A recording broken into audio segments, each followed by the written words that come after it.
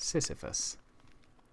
The eternal punishment Sisyphus endures in Hades has entered language and lore, but there is much more to his story than the famous stone he is doomed endlessly and fruitlessly to push uphill. Sisyphus was a wicked, greedy, duplicitous, and often cruel man, but who cannot find something appealing, heroic even, in the unquenchable zest and the fish-shaking defiance with which he lived, in fact outlived, his life. Few mortals dared to try the patience of the gods in so reckless a fashion. His foolhardy contempt and refusal to apologize or conform put one in mind of the Grecian Don Giovanni. Deucalion and Pyrrha, the survivors of the Great Flood, had had a son named Helen, after whom the Greeks to this day call themselves Hellenes.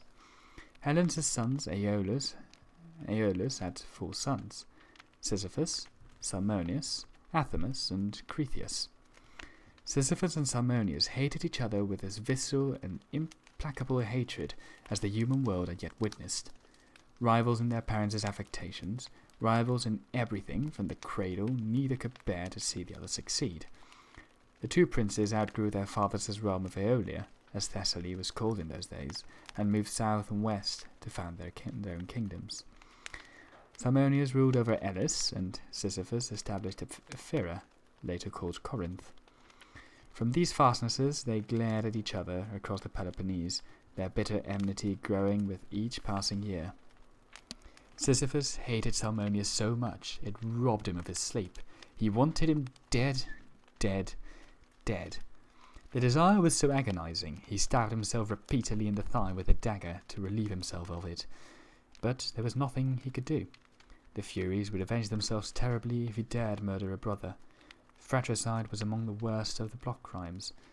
Eventually, he decided to consult the oracle at Delphi.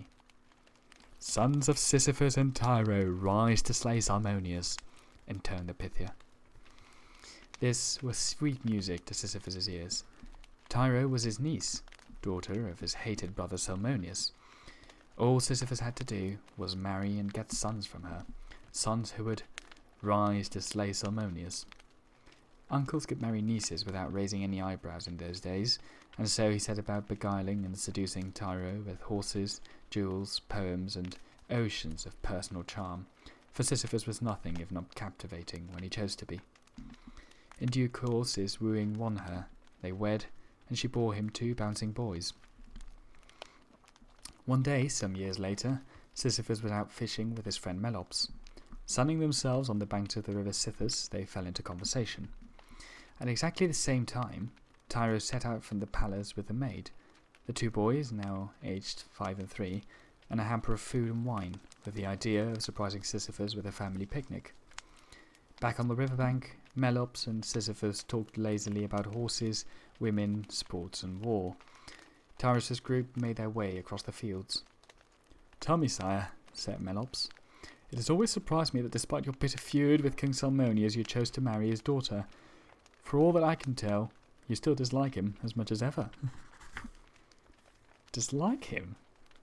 I abominate, loathe, despise, and abhor him," said Sisyphus with a loud laugh. A laugh that allowed the approaching Tyro to draw a bead on his exact position. As the party drew nearer, she could now hear every word her husband spoke. "I only married that bitch Tyro because I hate Salmoneus so much," he was saying. "You see, the oracle at Delphi told me that if I had sons by her, they would grow up to kill him.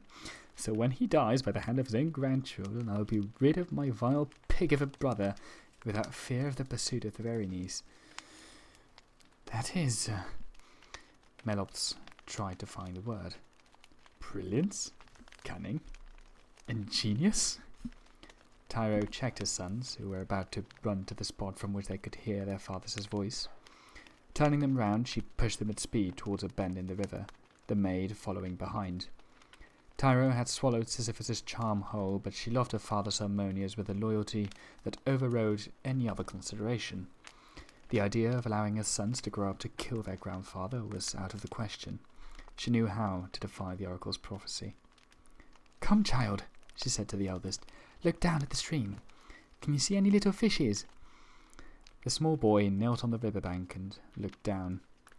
Tyro put a hand to his neck and pushed him under. When he had stopped struggling, she did the same to the youngest. "Now," she said calmly to the traumatized maid, "this is what you will do."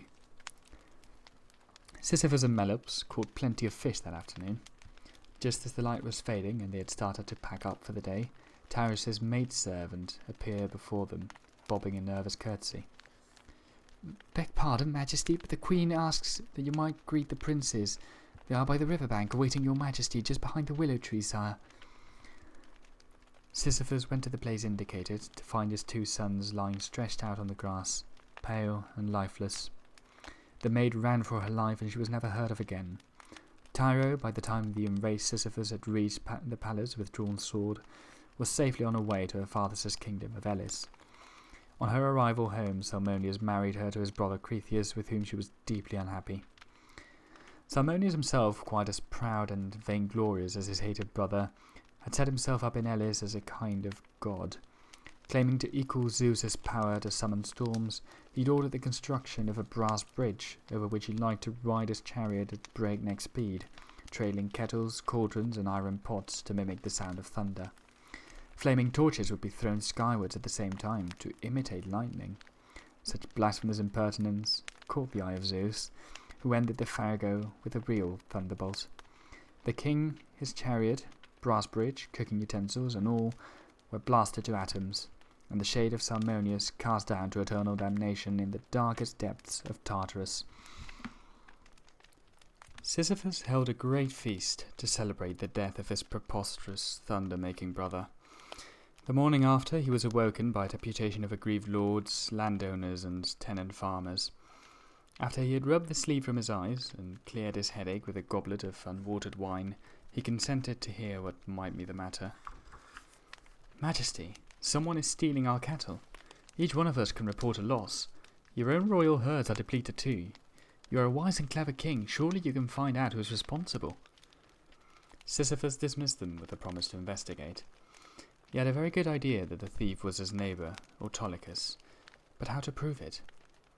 Sisyphus was guileful and smart, but Autolycus was the son of Hermes himself, the prince of robbers and rascals, the god who as an infant had rustled Apollo's cattle. From Hermes, Autolycus had inherited not only this propensity to take cows that didn't belong to him, but also the power of enchantment that made it very difficult to catch him in the act. Besides, the cattle that Sisyphus and his neighbours had lost were brown and white and generously horned, while those of Autolycus were black and white and entirely hornless.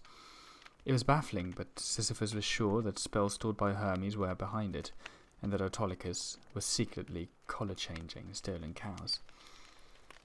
"Very well," he said to himself. "We shall see which proves the more powerful, the cheap magic of a trickster god's bastard, or the native wit and intelligence of Sisyphus, founder of Corinth, the cleverest king in the world." He commanded that all his and his neighbours' cattle should have the words, "Autolycus stole me," carved into their hoofs in tiny lettering. Over the next 7 nights, as expected, the local herds continued regularly to be depleted. On the 8th day, Sisyphus and the leading landowners paid Autolycus a visit. "Greetings, my friends," their neighbour cried with a cheery wave. "To what do I owe this visit?" "We have come to inspect your cattle," said Sisyphus. "Oh, by all means. Are you thinking of breeding black and whites yourself? My pedigree herd is unique in this region, they tell me." "Oh, it's unique, all right," returned Sisyphus. "Whoever saw hoofs like this?" He lifted the foreleg of one of the cows. Autolycus leaned forward, read the words carved into the hoof, and gave a cheerful shrug. "Ah," he said, "it was fun while it lasted." "Take them all," commanded Sisyphus. As the landowners led away the animals, Sisyphus looked towards Autolycus' house. "I think I'll help myself to all of your cows," he said. "Every last heifer," by which he meant Amphithea, Autolycus' wife. Sisyphus was not a good man. The achievement of outsmarting the progeny of the trickster god went to Sisyphus' head. He began to believe that he really was the cleverest and most resourceful man in the world. He set himself up as a kind of royal problem solver, pronouncing on all manner of issues brought to him and charging enormous sums for his rulings. But there's a difference between guile and good sense, cunning and judgment, quick-wittedness and wisdom. Do you recall Asopos? It was in the waters of this Boeotian river that the Theban priestess Semele had washed, attracting the attentions of Zeus and bringing about the birth of Dionysus. Unhappily, the god of that river had a daughter, Aegina, who was beautiful enough to catch Zeus's eye. In the form of an eagle, the god swooped down and seized this girl, taking her to an island off the coast of Attica. The distraught river god searched everywhere for her, asking everyone he met if they had seen any sign of his beloved daughter. "A young girl, dressed in goatskin, you say?" responded Sisyphus, when his turn came to be pressed for information. "Why, yes, I saw just such a maiden snatched up by an eagle not long ago. She had been bathing in the river when he dived out of the sun. It was the most—" "Why did he take her? Did you see?" "Are those bracelets real gold? I must say they are quite fine." Take them, they are yours. Only for pity's sake, tell me what happened to Aegina." "Oh, I was high on a hill, so I saw the whole thing. The eagle took her to... Oh, that ring of yours, an emerald, is it? Why, thank you. Now, let me see. Yes, they flew across the sea and landed there on that island. Come to the window, you can just make it out on the horizon, see? Wenone, they call the island, I believe. That's where you'll find them. Oh, are you leaving?" Asopos chartered a boat and made his way to the island. He hadn't made it halfway over there before Zeus saw him coming and sent a thunderbolt across his bows. Its blast swept Asopos and his boat in a great tidal bore up his own estuary and into his river. But Sisyphus! Zeus had had his eye on that villain for some time. It had not gone unnoticed to the god of Xenia that Sisyphus had a history of abusing the guests that travelled in his lands, taxing them, plundering their treasures, making free with their women, shamelessly transgressing every canon of the sacred laws of hospitality. And now he presumed to interfere in matters that were none of his business, to meddle in the affairs of his betters, to tell tales on the king of gods himself. It was time to take measures. An example must be set that would serve as a warning to others, death and damnation to him. Despite Sisyphus's royal blood, his life had been too wicked, too shameless, Zeus ruled, to merit the dignity of his being conducted to the underworld by Hermes. Instead, Thanatos, death himself, was sent to shackle and escort him. Inasmuch as so gloomy a spirit was capable of so cheerful an emotion, Thanatos always enjoyed the moment when he manifested himself in front of those marked down for death. Appearing before them, and visible to no one else, his gaunt form cloaked in black, wisps of hellish gases streaming from him, he would stretch out his arm to his victims with a cruelly deliberate slowness. The moment he touched their flesh with the tip of his bony finger, there would come a piteous whimper from the soul within them.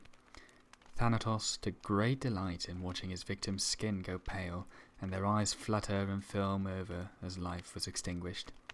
Above all, he loved the sound of the soul's last shuddering sigh as it emerged from his mortal carcass and submitted itself to his manacles, ready to be led away.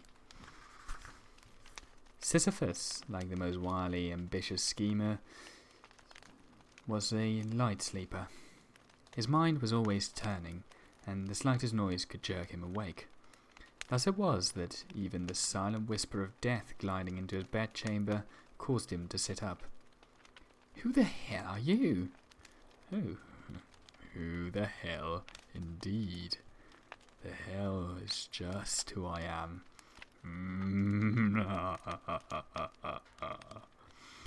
Thanatos and lose the sinister, ghoulish laugh that so often sent dying mortals screaming mad. "Stop groaning, what's the matter with you? Have you got toothache, indigestion? And don't talk in riddles, what is your name?" "My name..." Thanatos paused for effect. "My name..." "I haven't got all night." "My name is..." "Have you got a name?" "Thanatos." Oh, so you're deaf, hmm? Sisyphus seemed unimpressed. I thought you'd be taller. Sisyphus, son of Aeolus, Thanatos intoned in quelling accents. King of Corinth, lord of... Yes, I know who I am. You're the one who seems to have trouble remembering his name. Sit down, why don't you? Take the weight off your feet. My weight is not on my feet. I am hovering. Sisyphus looked down at the floor. Oh yes, so you are. And you've come for me, have you? Not confident that any words of his would be received with the respect and awe they deserved, Thanatos showed Sisyphus his manacles and shook them threateningly in his face. Oh, so you've brought some shackles along. Iron? Steel. Unbreakable steel. Fetters forged in the fires of Hephaestus by Steropes the Cyclops, enchanted by my lord Hades, whomsoever they bind cannot be unbound, save by the god himself. Impressive, Sisyphus conceded. But in my experience, nothing is unbreakable. Besides, there isn't even a log or catch. The hasp and spring are too cunningly contrived to be seen by mortal eyes. So you say. I don't believe for a second that they work. I bet you can't close them round even your skinny arm. Go on, try. Such open ridicule of his prized manacles could not be borne. Foolish man, cried Thanatos. Such intricate devices are beyond the understanding of a mortal. See here. Round my back once and pass in front. Easy. Bring my wrists together, then close up the bracelets. And if you would be good enough to press just here, to engage the clasp as an invisible panel, and behold! Yes, I see, said Sisyphus thoughtfully. I do see. I was wrong, quite wrong. What superb workmanship. Oh. Thanatos tried to wave the manacles, but his whole upper body was now constrained and immobile. Help. Sisyphus sprang from his bed and opened the door of a large wardrobe at the end of the room. It was the simplest thing in the world to send a hovering, tightly bound Thanatos across the room. With one push, he had glided in and bumped his nose on the back of the closet. Turning the key on him, Sisyphus called out cheerily. The lock to this wardrobe may be cheap and man-made, but I can assure you that it works as well as any fetters forged in the fires of Hephaestus. Muffled, despairing cries came, begging to be let out, but with a hearty ha, Sisyphus skipped away, deaf to Death's entreaties. The first few days of Thanatos' imprisonment passed without incident. Neither Zeus nor Hermes, nor even Hades himself, thought to verify that Sisyphus had been checked into the infernal regions as arranged. But when a whole week passed without the arrival of any new dead souls, the spirits and demons of the underworld began to murmur. Another week went by, and not a single departed shade had been admitted for processing, save one venerable priestess of Artemis, whose blameless life merited the honour of a personal escort to Elysium by Hermes, the psychopomp. This sudden stemming of the flow of souls quite perplexed the denizens of Hades, until someone remarked that they hadn't seen Thanatos in days. Search parties were sent out, but Death could not be found. Such a thing had never happened before. Without Thanatos, the whole system collapsed. In Olympus, opinion was divided. Dionysus found the whole situation hilarious and drank a toast to the end of lethal cirrhosis of the liver. Apollo, Artemis, and Poseidon were more or less neutral on the subject. Demeter feared that Persephone's authority as queen of the underworld was being flouted. The seasons over which mother and daughter had dominion required that life be constantly ended and begun again, and only the presence of death could achieve this. The impropriety of such a scandal made Hera quite indignant, which made Zeus restive in turn. The usual merry and irrepressible Hermes was anxious too, for the smooth running of the underworld was partly his responsibility. But it was Ares who found the situation most intolerable. He was outraged. He looked down and saw battles being fought in the human realm with a customary ferocity, yet no one was dying. Warriors were being run through with javelins, trampled by horses, gutted by chariot wheels, and beheaded by swords, but they would not die. It made a mockery of combat. If soldiers and civilians did not die, why then? War had no point. It settled nothing. It achieved nothing. Neither side in a battle could ever win. Lesser deities were as divided over the issue as the Olympians. The Caries continued to drink the blood of those felled in battle, and could not care less what happened to their souls. Two of the Horai, Decay and Eunomia, agreed with Demeter that the absence of death upset the natural order of things. Their sister Irene, the goddess of peace, could barely contain her delight. If the absence of death meant the absence of war, then surely her time had come. Ares nagged his parents, Hera and Zeus, with such incessant clamour that at last they could bear it no longer. They declared that Thanatos must be found. Hera demanded to know when he had last been seen. "Surely, Hermes," said Zeus, "it wasn't so long ago that you sent him to fetch the soul of that black-hearted villain Sisyphus." "Damn!"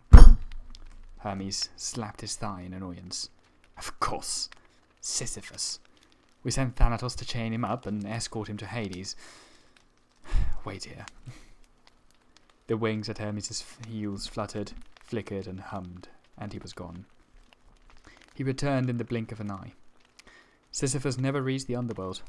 Thanatos was sent to Corinth to fetch him half a moon ago, and neither has been seen since. "Corinth!" roared Ares. "What are we waiting for?" The locked wardrobe in the bedchamber was soon found and wrenched open, revealing a humiliated Thanatos sitting tearfully in the corner under some cloaks. Hermes took him to the infernal regions, where Hades waved his hand to release the enchanted manacles. "We will speak about this later, Thanatos," he said. For the moment, a logjam of souls awaits you.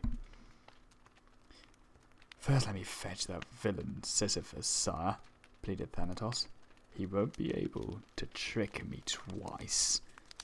Hermes arched an eyebrow, but Hades looked across to Persephone, sitting in a throne next to his. She nodded. Thanatos was a favourite among all the servants of the underworld. "Just make sure you don't foul it up," grunted Hades, dismissing him with a wave of the hand.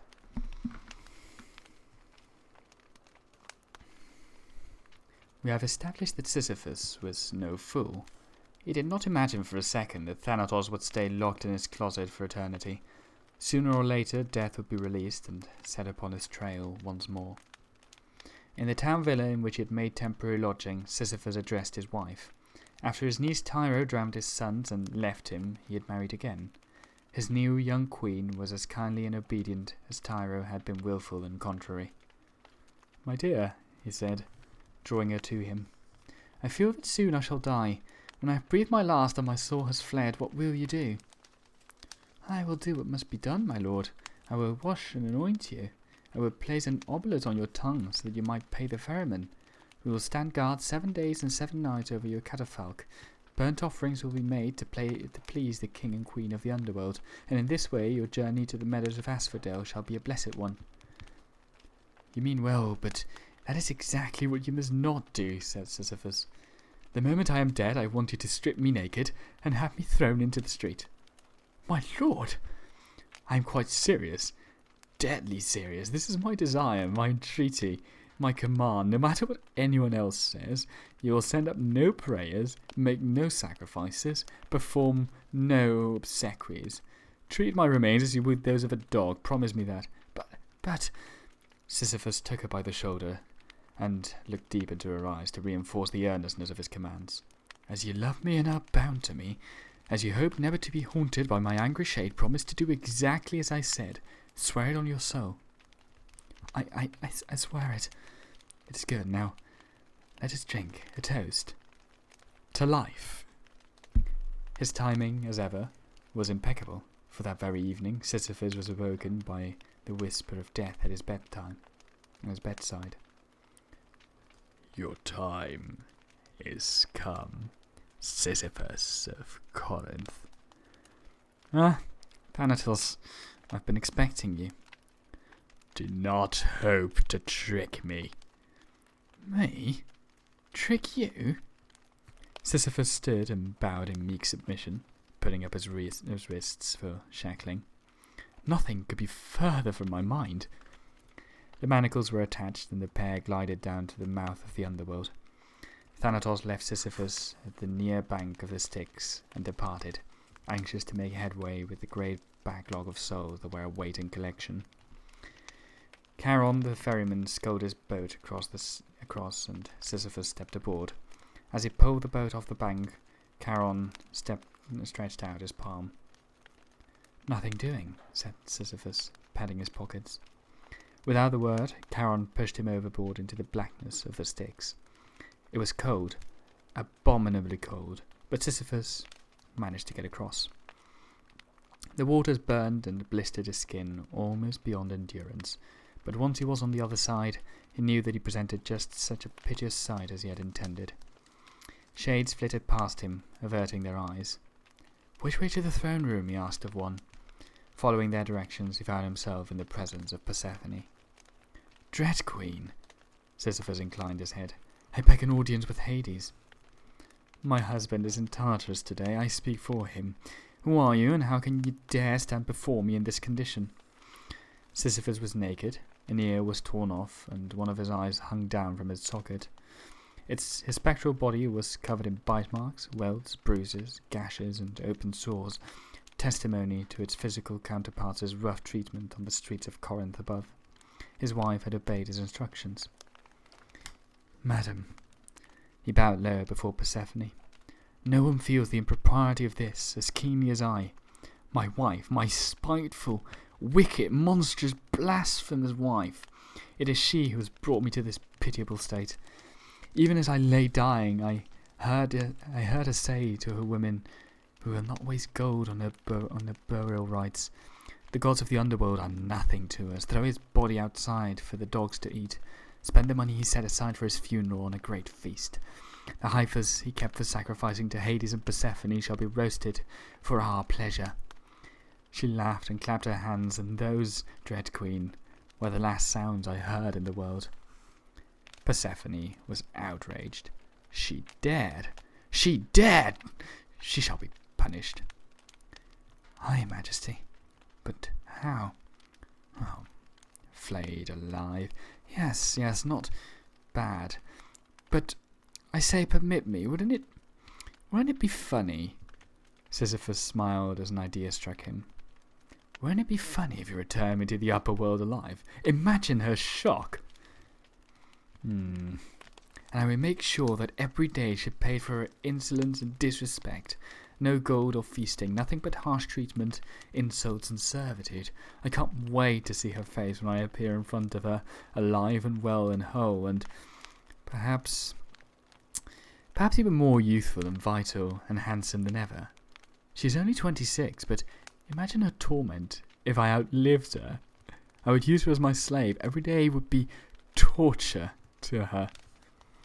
Persephone smiled at the thought and clapped her hands. "Let it be so. The years spent in the underworld have given Persephone a regal pride and rigid belief in the proper running of the infernal kingdom. And thus it was that Sisyphus was led out of the upper world, where he and his delighted queen lived happily ever after.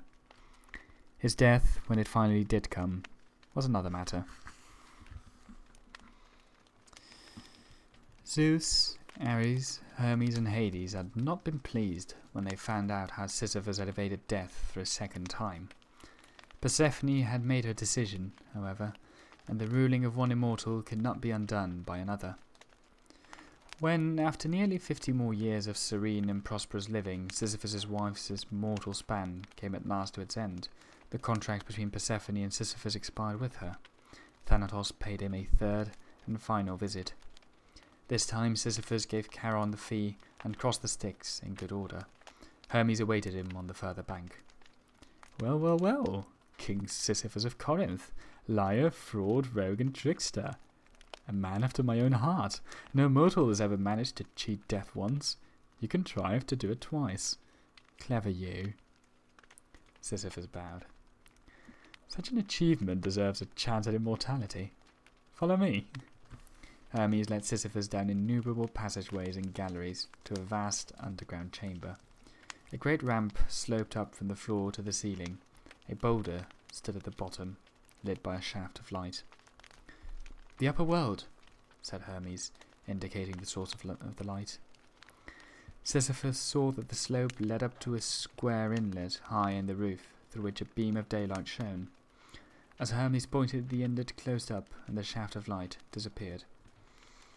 "Now, all you have to do is roll that boulder up the slope. When you reach the top, that hole will slide open. You will be able to climb out and live forever as the immortal King Sisyphus. Thanatos will never visit you again." "That's it?" "That's it," said Hermes. "Of course, if you don't like the idea, I can take you to Elysium, where you will spend a blissful eternity in the company of other souls of the virtuous departed. But if you choose the stone, you must keep trying until you have succeeded and won your freedom and immortality. Make your choice. An idyllic afterlife down here, or a shot at immortality above." Sisyphus examined the boulder. It was bulky, but not colossally so. The slope was steep, but not precipitously. 45 degrees of gradient, but not more. So, an eternity skipping through the fields of Elysium with the dull and well-behaved, or eternity up in the real world of fun, filth, frolic and frenzy. "No tricks." "No tricks? No pressure," said Hermes, putting his hand on Sisyphus' shoulder and flashing his most dazzling smile. "Your choice." You know the rest. Sisyphus put his shoulders to the boulder and began to push it up the slope. Halfway there, and he was confident that its life eternal was assured. 3/4 done, and he was tired, but not blown. 4/5 and damn, this was hard work. 5/6 pain. 6/7 agony. 7/8 he was within an inch of the top now, within a fingernail's length. Just one more supreme effort and no! The stone slipped, bounced over Sisyphus, and rolled down to the bottom. "Well, not bad for a first effort," Sisyphus thought to himself. If I take my time, if I conserve my strength, I can get there. I know I can. I'll discover a technique. Maybe I'll go backwards, taking the weight on my back. I can do this." Sisyphus is still there in the halls of Tartarus, pushing that boulder up the hill and getting almost to the top before it rolls back down and he has to start once again. He will be there until the end of time. He still believes he can do it. Just one last supreme effort and he will be free. Painters, poets and philosophers have seen many things in the myth of Sisyphus. They have seen an image of the absurdity of human life, the futility of effort, the remorseless cruelty of fate, the unconquerable power of gravity. But they have seen too something of mankind's courage, resilience, fortitude, endurance and self-belief. They see something heroic in our refusal to submit.